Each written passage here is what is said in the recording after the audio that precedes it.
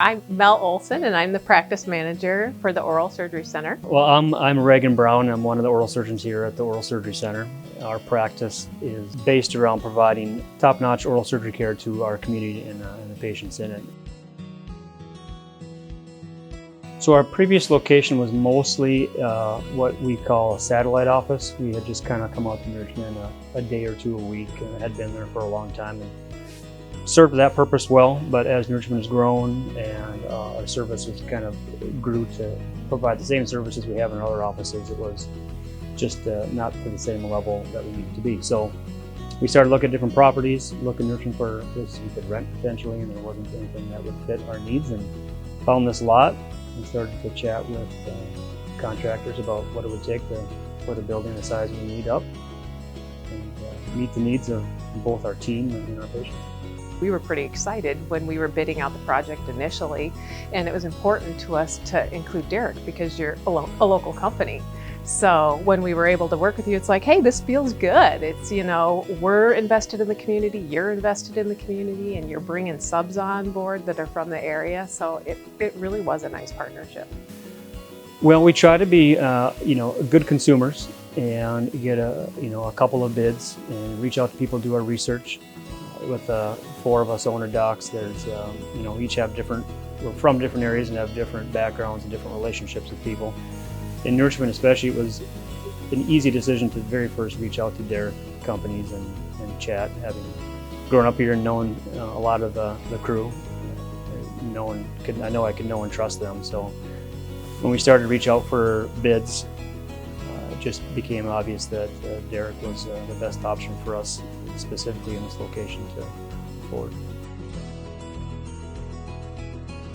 Well, we're pretty fired up to get moving. We had the bid, and I think even the ground was broke, and they had the first. I don't know how much of the slab was poured, but we had things moving along, and then COVID kind of hit. And we were just getting ready to pour the concrete when COVID started to shut everything down. So our on-site progress meetings turned into online progress meetings. And that was a real bummer because I had just had the crew bringing donuts to those meetings, which I was looking forward to.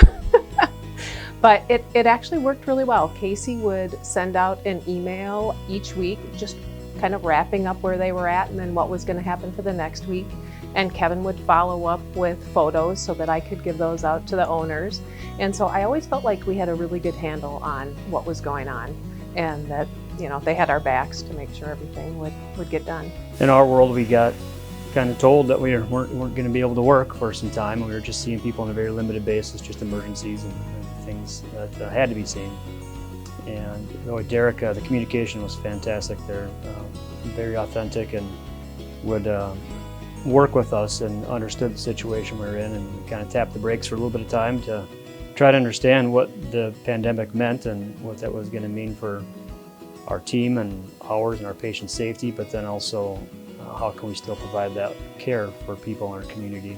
I probably have 12 or 15 emails that start out to Casey that are like, this is not in my wheelhouse, but, and he was just really patient, and he just helped me to kind of direct the timeline and just, let me know what things come up next. And then Kevin, one of my favorite stories is, he lives in the area, so he'd drive, back and forth near the office. And after Derrick was all done, it was turned over to the tenant contractors. He called me one night and he's like, hey, just thought you'd want to know your front door is open. Doesn't look like anybody's around there. Do you want me to lock things up? Because somebody had forgot to lock the door, and they actually had the front door propped open. So, it's really above and beyond. They were done with the project. He was driving by, he had my cell phone number, and he called to make sure that we were locked up. And I think that just speaks volumes. I'd say the biggest thing that I appreciated from Derrick throughout that time was they were very understanding, and even came to us with ideas and things we could do to move forward when it was appropriate to do so. A lot of the subcontractors that were out here, either they live in the area or they're from the surrounding communities, so they gave us feedback that it was fun to do the building. They thought the building was a cool design, so we got a lot of positive feedback. Our team members love it. Who doesn't love a brand new shiny space. And then the view with the farm fields, it's relaxing and soothing, so it's pretty cool. It's been just a overwhelmingly positive response, of course. A lot of our patients have been treated in our other nursing facility, and they had been treated in some of them in our other surrounding area facilities as well. And now when they come to this place, they can tell that we have pride in what we do, and we're trying to provide a certain level of quality of care and experience.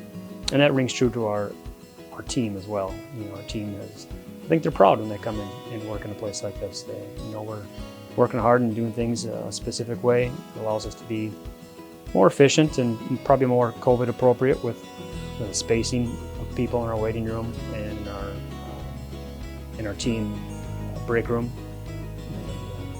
And, it's been fantastic.